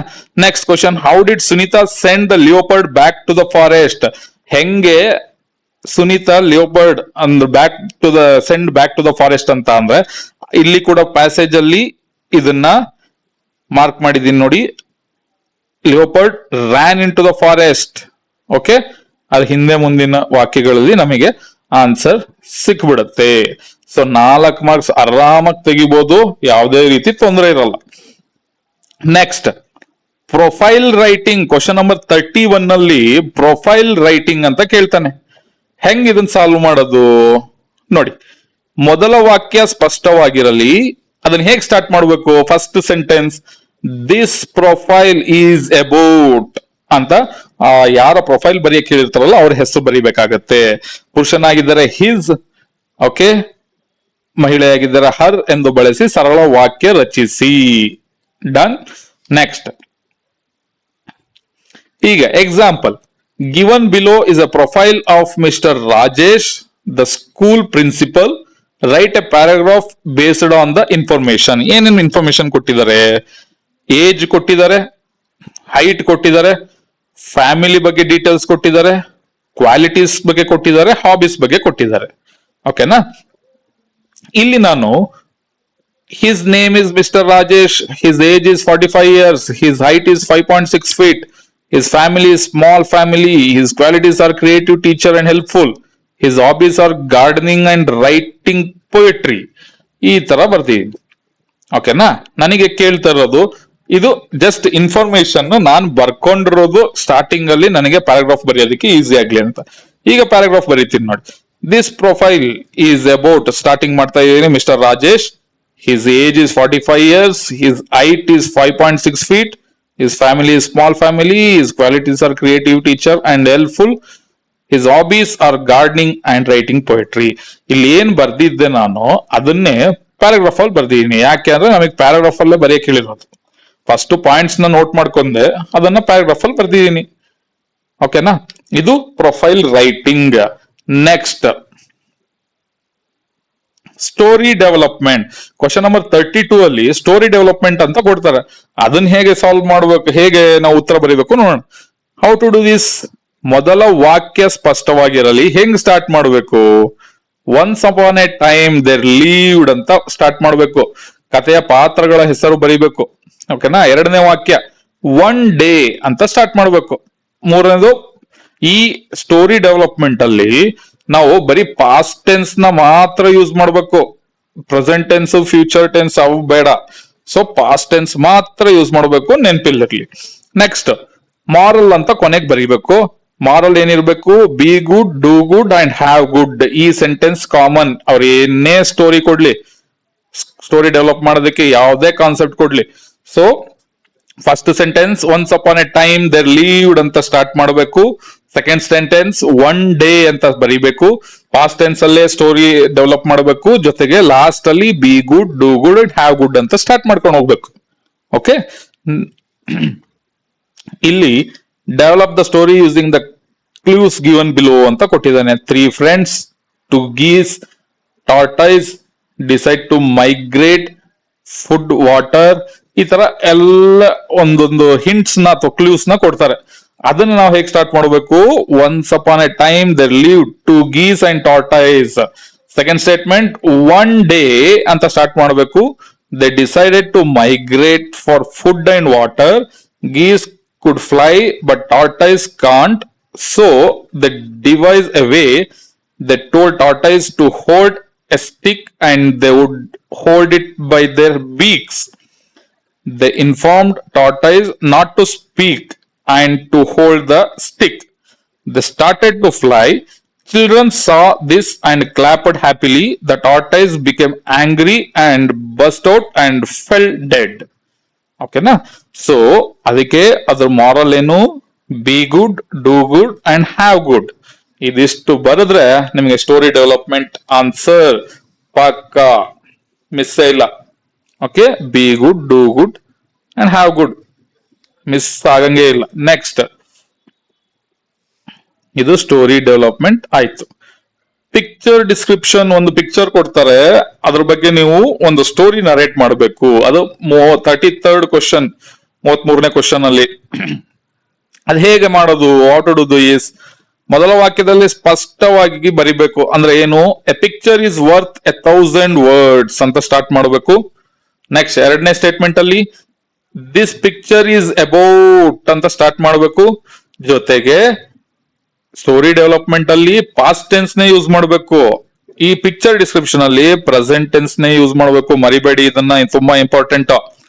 ಚಿತ್ರದಲ್ಲಿನ ವಸ್ತುಗಳು ಹಾಗೂ ವ್ಯಕ್ತಿಗಳನ್ನು ಗುರುತಿಸಿ ಇಂಗ್ಲಿಷ್ ಪದಗಳಿಂದ ಹೆಸರಿಸಿ. Okay, there is a, there are, in this picture I can see, ಈ ತರ ಸ್ಟೇಟ್ಮೆಂಟ್ಸ್ ಗಳನ್ನ ನಾವು ಯೂಸ್ ಮಾಡಬಹುದು. ಓಕೆ, ಅಥವಾ he or she is dash ing, but they are dash ing, they are doing, they are sitting, they are carrying, ಅಥವಾ he is walking, she is standing, ಆ ತರ ಪದಗಳನ್ನ ಯೂಸ್ ಮಾಡಬಹುದು. ಕೊನೆಯಲ್ಲಿ ಮೇನ್ ಇಂಪಾರ್ಟೆಂಟ್ ಏನು? I like this picture ಅನ್ನೋದನ್ನ ಬರೀಲೇಬೇಕು. ನೀವು ಸ್ಟೋರಿ ಡೆವಲಪ್ಮೆಂಟ್ ಅಲ್ಲಿ ಏನ್ ಮಾಡ್ತೀರಿ? Be good, do good and have good compulsory ಬರೀಬೇಕಲ್ಲ, ಮಾರಲ್ ಅಂತ. ಹಾಗೆ ಇದರಲ್ಲಿ ಐ ಲೈಕ್ ದಿಸ್ ಪಿಕ್ಚರ್ ಅನ್ನೋದನ್ನ ಕೊನೆಯದಾಗಿ ಬರೀಲೇಬೇಕು, ಮಿಸ್ ಮಾಡಬೇಡಿ. ಓಕೆ, ನೆಕ್ಸ್ಟ್, ಇಲ್ಲೊಂದು ಎಕ್ಸಾಂಪಲ್ ಪಿಕ್ಚರ್, ಹೆಚ್ಚು ಕಮ್ಮಿ ಈ ಪಿಕ್ಚರ್ ತುಂಬಾ ಎಕ್ಸಾಮ್ಸ್ ಅಲ್ಲಿ ಕೇಳಿದ್ದಾರೆ. ಸೊ ನಾನೇನ್ ನೋಟ್ ಮಾಡ್ಕೋತೀನಿ? ಫಸ್ಟ್ ನೌನ್ಸ್ ನ ನೋಟ್ ಮಾಡ್ಕೋತೀನಿ. Village, trees, houses, boy, women, dogs, children, hand pump. ಅದ ಈ ಪಿಕ್ಚರ್ ನ ನೋಡಿ ನೌನ್ಸ್ ಯಾವ್ದ್ಯಾವ್ದು? ಆಕ್ಷನ್ಸ್ ಏನಾಗ್ತಾ ಇದೆ? ಪ್ಲೇಯಿಂಗ್ ವಿತ್ ವೀಲ್ ಆಕ್ಷನ್, ಅದು playing, pouring water, carrying a small kid, ಈ ತರ ಎಕ್ಸಾಂಪಲ್. ಈ ತರ ಒಂದು ಆಕ್ಷನ್ ನ ನಾನು ನೋಟ್ ಮಾಡ್ಕೋತೀನಿ. ಆನ್ಸರ್ ಹೇಗಿದೆ ನೋಡಿ. ಸ್ಟಾರ್ಟಿಂಗ್ ಅಲ್ಲಿ ಏನ್ ಮಾಡ್ಬೇಕು? A picture is worth 1000 words. Second statement ಏನಿರ್ಬೇಕು? This picture is about a village. ಅಂದ್ರೆ ಪಿಕ್ಚರ್ ನೋಡಿದ ತಕ್ಷಣ ಗೊತ್ತಾಗುತ್ತೆ ಇದು ಒಂದು ಹಳ್ಳಿಯ ವಾತಾವರಣ, ಹಳ್ಳಿಯ ಬಗ್ಗೆ ಹೇಳ್ತಾ ಇರೋ ಒಂದು ಪಿಕ್ಚರ್ ಅಂತ. ಸೊ ನಾನೇನ್ ಮಾಡ್ತೀನಿ? ದೆರ್ ಆರ್ ಟ್ರೀಸ್, ಅದನ್ನ ಸಿಂಪಲ್ ವರ್ಡ್ಸ್ ಅಲ್ಲಿ ಎಕ್ಸ್ಪ್ಲೇನ್ ಮಾಡಿ. ಮರಗಳಿದೆ, ದೆರ್ ಆರ್ ಟ್ರೀಸ್ ಅಂತ ಬರ್ದೆ. ಅಲ್ಲಿ ಮನೆಗಳಿದೆ, ದೆರ್ ಆರ್ ಹೌಸಸ್ ಅಂತ ಬರ್ದೆ. ಅಲ್ಲಿ ಹೆಣ್ಮಕ್ಳಿದಾರೆ, there is a women in the picture ಅಂತ ಬರ್ದೆ. ನೆಕ್ಸ್ಟ್, ಒಂದು ಹೆಣ್ಮಗು ಒಂದು ಮಗುವನ್ನೇ ಎತ್ಕೊಂಡಿದ್ದಾಳೆ, ಅದಕ್ಕೆ she is caring her small kid ಅಂತ ಬರ್ತಿದೀನಿ. ಇನ್ನೊಂದು ಅಲ್ಲಿ ಬೋರ್ವೆಲ್ ಇದೆ, hand pump, there is an hand pump ಅಂತ ಬರ್ತಿದೀನಿ. ನೆಕ್ಸ್ಟ್, ಒಂದು ಹೆಣ್ಣು ಒಂದು ಪಾತ್ರೆಯಿಂದ ಇನ್ನೊಂದು ಪಾತ್ರೆಗೆ ನೀರನ್ನ ತುಂಬ್ತಾ ಇದ್ದಾಳೆ, ಅದಕ್ಕೆ ನಾನು a women is pouring water in the pot ಅಂತ ಹಾಕಿದೀನಿ. ಅಲ್ಲಿ ಎರಡು ನಾಯಿಗಳು ಏನೋ ತಿಂತಾ ಇದೆ, ಅದಕ್ಕೆ ನಾನು 2 dogs ಆರ್ ಈಟಿಂಗ್ ಅಂತ ಹಾಕಿದೀನಿ. ನೆಕ್ಸ್ಟ್, ಅಲ್ಲಿ 2 ಮಕ್ಕಳು, ಇಲ್ಲಿ ನೋಡಿ, ಇಲ್ಲಿ 2 ಮಕ್ಕಳು ಆಟ ಆಡ್ತಾ ಇದ್ದಾರೆ, ಅದಕ್ಕೆ ನಾನು there are 2 children are playing ಅಂತ ಹೇಳ್ತಾ ಇದ್ದೀನಿ. ಆಮೇಲೆ ಇನ್ನೊಬ್ಬ ಹುಡುಗ ಇಲ್ಲಿ ಟೈರ್ ಹಿಡ್ಕೊಂಡು ಆಟ ಆಡ್ತಾ ಇದ್ದಾನೆ, ಅದಕ್ಕೆ ಎ ಬಾಯ್ ಇಸ್ ಪ್ಲೇಯಿಂಗ್ ಅಂತ ಹಾಕಿ, ಪ್ಲೇಯಿಂಗ್ ವಿತ್ ಎ ವೀಲ್ ಅಂತ ಹಾಕಿದೀನಿ. ಸೊ ಲಾಸ್ಟ್ ಗೆ I like this picture. Common ಬಂದೋಯ್ತಾ? ನಿಮಗೇನಿದೆ ಅದರಲ್ಲಿ? ಸ್ಟೋರಿ ಪಿಕ್ಚರ್ ಡಿಸ್ಕ್ರಿಪ್ಷನ್ ಬಂತ ಆನ್ಸರ್ ಅಷ್ಟೇ. ಇದನ್ನ ಎಸ್ಸೆ ರೈಟಿಂಗ್ ನೋಡಿ ಕ್ವಶನ್ ನಂಬರ್ 37 ಅಲ್ಲಿ ಎಸ್ ಎ ರೈಟಿಂಗ್ ಇದೆ. ಎಸ್ ಎ ರೈಟಿಂಗ್ ಅಲ್ಲಿ ಏರ್ ಪೊಲ್ಯೂಷನ್ ತುಂಬಾನೇ ಇಂಪಾರ್ಟೆಂಟ್. ಇದು ಕೇಳ್ತಾರೆ ನಿಮಗೆ. ಎಸ್ ಎ ಏನೇ ಕೊಟ್ರು ಈ ಏರ್ ಪೊಲ್ಯೂಷನ್ ಅಂತೂ ಬಿಡಲ್ಲ. ಈ ಏರ್ ಪೊಲ್ಯೂಷನ್ ಬಗ್ಗೆ ಕ್ವಶನ್ ಕೇಳ್ತಾರೆ. ಸಿಂಪಲ್ ಆಗಿ ನಾನು ಎಸ್ ಎ ಬರ್ದಿದ್ದೀನಿ, ಇದನ್ನ ನೋಡ್ಕೊಳ್ಳಿ, ಯಾವುದೇ ತರದ ಮಿಸ್ ಮಾಡಬೇಡಿ. ಸೊ ಇಂಟ್ರಡಕ್ಷನ್ ಫಸ್ಟ್ ಕೊಡ್ಬೇಕು ಎಸ್ ಅಲ್ಲಿ, ದೆನ್ ಏರ್ ಪೊಲ್ಯೂಷನ್ ಆಗೋದಕ್ಕೆ ಕಾರಣಗಳೇನು ಅಂತ ಬರೀರಿ, ದೆನ್ ಏರ್ ಪೊಲ್ಯೂಷನ್ ಇಂದ ಆಗೋ ಎಫೆಕ್ಟ್ಸ್ ಗಳೇನು ಅಂತ ಬರೀರಿ, ದೆನ್ ಏರ್ ಪೊಲ್ಯೂಷನ್ ನ ತಡೆಗಟ್ಟೋದಕ್ಕೆ ಏನೇನು ಉಪಾಯಗಳಿದಾವೆ, ಏನೇನು ಮಾರ್ಗಗಳು, ಸೊಲ್ಯೂಷನ್ ಗಳಿದಾವೆ ಅಂತ ಬರೀರಿ. ಅದಾದ ಮೇಲೆ ಕನ್ಕ್ಲೂಷನ್, ಇದೊಂದು ತುಂಬಾ ಇಂಪಾರ್ಟೆಂಟ್. ಓಕೆನಾ. Next letter writing. Question number 38 ಅಲ್ಲಿ ಲೆಟರ್ ರೈಟಿಂಗ್ ತುಂಬಾ ಇಂಪಾರ್ಟೆಂಟ್. ಹೆಂಗ ಬರೆಯೋದು ಲೆಟರ್ ರೈಟಿಂಗ್? ಈ ಪತ್ರ ವೈಯಕ್ತಿಕ ಪತ್ರವಾಗಿದ್ದು 5 ಹಂತಗಳಲ್ಲಿವೆ. ಈ ಹಂತಗಳನ್ನು ಬರೆದು ರೂಢಿಸಿ. ಅಂದ್ರೆ ಇಲ್ಲಿ ನಾನು ಏನ್ ಕೊಟ್ಟಿದ್ದೀನಿ ನಿಮಗೆ, first stage, second stage, third stage, ಅದಾದ್ಮೇಲೆ ಇಲ್ಲಿ fourth stage, fifth stage, step by step 5 step ಗಳಿದಾವೆ ಇಲ್ಲಿ ಲೆಟರ್ ರೈಟಿಂಗ್. ಓಕೆನಾ. ಸೊ ಈಗ ಪ್ರಶ್ನೆಯಲ್ಲಿ ಕೊಟ್ಟ ವಿಳಾಸವನ್ನ ಹಂತ ಹಂತವಾಗಿ ಫ್ರಮ್ ಅಡ್ರೆಸ್ ನಲ್ಲಿ ಬರೆಯಿರಿ. ಈ ಫ್ರಮ್ ಅಡ್ರೆಸ್ ಏನಿದೆ, ಕ್ವಶನ್ ಅಲ್ಲಿ ನಿಮಗೆ ಒಂದು ಅಡ್ರೆಸ್ ಕೊಟ್ಟಿರ್ತಾರೆ, ಯಾರಿಂದ ಯಾರಿಗ್ ಬರೀಬೇಕು ಅಂತ, ಅದನ್ನ ಕ್ಲೀನ್ ಆಗಿ ಬರೀರಿ ಫಸ್ಟ್ ಸ್ಟೆಪ್. ಅದಾದ್ಮೇಲೆ ಮೈ ಡಿಯರ್ ಅಂತ ಸ್ಟಾರ್ಟ್ ಮಾಡಿ, ಮೈ ಡಿಯರ್ ಮುಂದೆ ಯಾರಿಗ್ ಬರೀಬೇಕು, ಈಗ ತಂದೆಗೆ ಬರೀಬೇಕು ಅಂದ್ರೆ ಮೈ ಡಿಯರ್ ಫಾದರ್ ಅಂತ ಸ್ಟಾರ್ಟ್ ಮಾಡಿ. ಓಕೆ. ಸೆಕೆಂಡ್ ಸ್ಟೆಪ್ ಅಲ್ಲಿ ಇಲ್ಲಿದೆ ನೋಡಿ ಮೈ ಡಿಯರ್ ಅಂತ, ಇದನ್ನ ಸ್ಟಾರ್ಟ್ ಮಾಡ್ಕೊಳ್ಳಿ. ಅದಾದ್ಮೇಲೆ body of the letter, body of the letter. So ಕೊನೆಯ ವಾಕ್ಯಗಳನ್ನು ಹಾಗೆಯೇ ಬರೆಯಿರಿ. ಮಧ್ಯದಲ್ಲಿ ಪತ್ರದ ವಿಷಯದ ಕುರಿತು ಒಂದೆರಡು ವಾಕ್ಯ ಬರೆಯಲು ಪ್ರಯತ್ನಿಸಿ. ಬಾಡಿ ಆಫ್ ದ ಲೆಟರ್ ಅಂದ್ರೆ ಥರ್ಡ್ ಸ್ಟೆಪ್, ಏನ್ ಕೊಟ್ಟಿದನೋ ಅದನ್ನ ಹಂಗೆ ಕ್ವಶನ್ ಅಲ್ಲಿ ಏನ್ ಕೇಳಿದಾನೆ ಅದನ್ನೇ ಸ್ವಲ್ಪ ನಿಮ್ಮ ಓನ್ ಸೆಂಟೆನ್ಸ್ ಅಲ್ಲಿ ಬರೆಯಕ್ ಸ್ಟಾರ್ಟ್ ಮಾಡಿ. ಆಮೇಲೆ ಫೋರ್ತ್ ಸ್ಟೆಪ್ ಏನಾಗುತ್ತೆ, ಯುವರ್ಸ್ ಲವಿಂಗ್ಲಿ ಅಂತ ಬರೀರಿ. ಓಕೆ. ಯುವರ್ಸ್ ಲವಿಂಗ್ಲಿ ಫ್ರಮ್ ಅನ್ನೋ ಅಡ್ರೆಸ್ ಅಲ್ಲಿ ಏನ್ ಹೆಸರು ಬರ್ದಿರ್ತೀರಲ್ಲ ಅದೇ ಹೆಸರನ್ನ ಯುವರ್ ಲವಿಂಗ್ಲಿ ಅನ್ನೋ ಜಾಗಕ್ಕೆ ಬರೆದು ಅದ್ರ ಕೆಳಗಡೆ ಅದೇ ಅಡ್ರೆಸ್ ನ ಹೆಸರನ್ನ ಬರೀರಿ. ಯಾರಿಗೆ ಟು ಕೆಳಗೆ ನಿಮ್ಮ ಕಲ್ಪನೆಯ ವಿಳಾಸವನ್ನು ಒಂದು ಬರೆಯಿರಿ. ಕ್ವಶನ್ ಅಲ್ಲಿ ಕೊಟ್ಟಿರ್ತಾರೆ ಯಾವ ಅಡ್ರೆಸ್ಗೆ ನೀವು ಟು ಅಂತ ಬರೀರಿ ಅಂತ. ಕೊಟ್ಟಿಲ್ಲ ಅಂದ್ರೆ ನಿಮ್ದೆ ಓನ್ XYZ, ಟು XYZ ಅಂತ ಹಾಕಿ ಯಾವ್ದೋ ಒಂದು ಓನ್ ಬರೀಬಹುದು, ಏನ್ ತೊಂದ್ರೆ ಇಲ್ಲ. ಓಕೆನಾ. ಇಲ್ಲ ಫಸ್ಟ್ ಸ್ಟೆಪ್ ಅಲ್ಲಿ ಫ್ರಮ್ ಅಡ್ರೆಸ್ ಬರೀರಿ. ಸೆಕೆಂಡ್ ಅಲ್ಲಿ ಮೈ ಡಿಯರ್ ಅಂತ ಸ್ಟಾರ್ಟ್ ಮಾಡಿ, ಅಪ್ಪ ಅಮ್ಮಂಗ್ ಬರೆಯೋದಾದ್ರೆ my dear father, my dear sister, my dear mother ಅಂತ. ಅದಾದ್ಮೇಲೆ main letter body, main important details ಏನ್ರ ಬಗ್ಗೆ ಬರೀಬೇಕು ಅನ್ನೋದಿರುತ್ತೆ ಅದನ್ನ ಬರ್ಕೊಳ್ಳಿ. ಅದಾದ್ಮೇಲೆ ಯುವರ್ಸ್ ಲವಿಂಗ್ ಅಂತ ಹೇಳಿ ಫ್ರಮ್ ಅಡ್ರೆಸ್ ಅಲ್ಲಿ ಏನ್ ಹೆಸರು ಬರ್ದಿರ್ತೀರ ಅದನ್ನ ಬರೀರಿ. ದೆನ್ ಯಾರಿಗೆ ಬರೀಬೇಕು ಅನ್ನೋದಿರುತ್ತೆ ಆ ಅಡ್ರೆಸ್ ಅಲ್ಲಿ ಇಲ್ಲಿ ಟು ಅಂತ ಮೆನ್ಷನ್ ಮಾಡಿ, ಇಲ್ಲಾಂದ್ರೆ ನಿಮ್ಮ ಓನ್ ಆಗಿ ಬರೀಬಹುದು. ಕೊಟ್ಟಿದ್ರೆ ಅದನ್ನೇ ಮೆನ್ಷನ್ ಮಾಡಿ, ಇಲ್ಲಾಂದ್ರೆ ಓನ್ ಆಗಿ ಬರೀಬಹುದು. ಓಕೆನಾ. ಇಲ್ಲಿ ಒಂದು ಎಕ್ಸಾಂಪಲ್ ಇದೆ ನೋಡೋಣ. Imagine your Shashank or Samita, 10th standard, studying in Government High School, Vidyanagar, Udupi. Okay, na? Write a letter to your father about your progress in studies. Athuva. ಎರಡನೇ ಆಪ್ಷನ್ ಇದೆ. Write a letter to the manager, KSRTC, requesting him to provide more buses to your village. So, ಇಲ್ಲಿ ಕೊಟ್ಟಿದ್ದಾರೆ from address ಏನು, ಶಶಾಂಕ್ ಅಥವಾ Shamita. So ಎರಡರಲ್ಲಿ ಒಂದು ಬರ್ಕೊಳ್ಳಿ. ನೀವು ಹುಡುಗ ಆಗಿದ್ರೆ ಶಶಾಂಕ್ ಅಂತ ತಗೊಳ್ಳಿ, ಹುಡುಗಿ ಆಗಿದ್ರೆ ಶಮಿತಾ ಅಂತ ಬರ್ಕೊಳ್ಳಿ. ಅಡ್ರೆಸ್ ಕೊಟ್ಟಿದ್ದಾರೆ government high school Vidyanagar Udupi, date ಕೂಡ ಹಾಕ್ಬೇಕು. ಓಕೆನಾ. ನೆಕ್ಸ್ಟ್ ಈಗ ತಂದೆಗೆ ಬರಿಬೇಕಾಗಿರೋದಲ್ವಾ, ತಂದೆಗೆ ತಗೊಳ್ಳಿ ಮೈ ಡಿಯರ್ ಫಾದರ್ ಅಂತ ಸ್ಟಾರ್ಟ್ ಮಾಡಿ. ಅದಾದ್ಮೇಲೆ ಏನು ಡೀಟೇಲ್ಸ್ ಇದೆ ಲೆಟರ್ ಅಲ್ಲಿ, I am fine here with my studies, I hope all are fine. ಇದು important. As the annual examination is around the corner, I have been studying well. ಯಾಕೆ ಅಂದ್ರೆ ನಿಮ್ಮ ಎಕ್ಸಾಮಿನೇಷನ್ ಪ್ರೋಗ್ರೆಸ್ ಬಗ್ಗೆ ಲೆಟರ್ ಬರೀರಿ ಅಂತ ಹೇಳಿರೋದು, ಹಾಗಾಗಿ ಈ ತರ ಡೀಟೇಲ್ಸ್ ಬರೀಬೇಕಾಗತ್ತೆ. I have been studying well at least 6 to 8 hours in a day. I have secured more marks in all the subjects in the formative assessments. ಅಂದ್ರೆ FA ಅಂತ ಹೇಳ್ತೀವಲ್ಲ, ಟೆಸ್ಟ್ ನ FA ಅಂತೀವಿ ಹೈಸ್ಕೂಲ್ ಅಲ್ಲಿ, ಫೈನಲ್ ಎಕ್ಸಾಮ್ ನ summative assessment SA ಅಂತ ಅಂತೀವಿ. My teachers have a very good opinion about me. They expect my results will be in top ranks. Now I am studying as per their plans and suggestions. I am confident that I will do very well in the exam.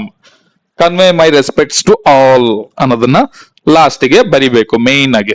ಅದಾದ್ಮೇಲೆ yours lovingly from address ಅಲ್ಲಿ ಏನ ಹೆಸರು ಬರೆದಿದೆ ಶಶಾಂಕ, ಅದನ್ನ ಬರಿಬೇಕು. ಅದಾದ್ಮೇಲೆ to your father ಅಂತ ಕೊಟ್ಟಿದ್ದಾರೆ, ಅಡ್ರೆಸ್ ಕೊಟ್ಟಿಲ್ಲ, ಸೊ ಯಾವ್ದಾದ್ರು ಒಂದು ಇಮ್ಯಾಜಿನರಿ ಅಡ್ರೆಸ್ ನ ಬರಿಬಹುದು. ಇಷ್ಟು ಮಾಡಿದ್ರೆ ಕಮ್ಮಿ ಅಂದ್ರು 50 ಮಾರ್ಕ್ಸ್. 50 ಮಾರ್ಕ್ಸ್ಗೆ ಯಾವುದೇ ತರದ ಡೌಟ್ ಇಲ್ಲ. ಈ 13 ಪೇಜ್ ನ ನೋಟ್ಸ್ ನ ಓದಿದ್ರೆ, ಈ ವಿಡಿಯೋನ ನೋಡಿದ್ರೆ ಖಂಡಿತವಾಗ್ಲೂ 50 ಮಾರ್ಕ್ಸ್ ಖಂಡಿತ ಇಂಗ್ಲಿಷ್ ಸೆಕೆಂಡ್ ಲ್ಯಾಂಗ್ವೇಜ್ ಅಲ್ಲಿ ಖಂಡಿತ ಬಂದೇ ಬರುತ್ತೆ, ಯಾವುದೇ ಡೌಟ್ ಇಲ್ಲ. ಸ್ಟೂಡೆಂಟ್ಸ್ ಓದಿ, ಮತ್ತೆ ನಿಮಗೆ ಇದೇ ತರದ ಇಂಪಾರ್ಟೆಂಟ್ ವಿಡಿಯೋಸ್ ಕಮ್ಮಿ ಟೈಮ್ ಅಲ್ಲಿ ಹೇಗೆ ಓದ್ಬೇಕು, ಎಷ್ಟು ಮಾರ್ಕ್ಸ್ ತೆಗಿಬೇಕು ಅನ್ನೋದನ್ನ ತುಂಬಾ ಶಾರ್ಟ್ ಆಗಿ ನೋಟ್ಸ್ ರೆಡಿ ಮಾಡಿ ನಾನು ವಿಡಿಯೋಸ್ ಮಾಡ್ತೀನಿ. ಸೊ ಮತ್ತೆ ನೆಕ್ಸ್ಟ್ ಇನ್ನೊಂದು ವಿಡಿಯೋದಲ್ಲಿ ನಾನು ಸಿಗ್ತೀನಿ. Till then take care, bye by.